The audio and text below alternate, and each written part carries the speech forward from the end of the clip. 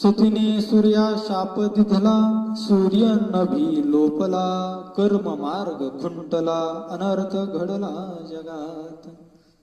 एवढी स्तुती करायला कोणी मोगळ आहे गाव? माणसं स्तुती करतात कशामुळे? काहीतरी कार्यभाग साधायचा असतो. विनाकारण तुमची प्रशंसा करायला कोणाला काही उद्योग नाहीत का? अनुसया मात्र सुद्धा प्रश्न पडला असेल, ब्रह्मदेव आले, देव आले आपल्या पर्णकुटीमध्ये, आश्रमामध्ये, काय भानगड आज? तर देव म्हणायला लागलेत, काय झालंय, एका महान पतिव्रता स्त्रीने सूर्याला शाप दिला आणि त्या शापामुळे बरेच दिवस झाले सूर्य काय उगला नाही आणि तो सूर्य नारायण उगला नाही.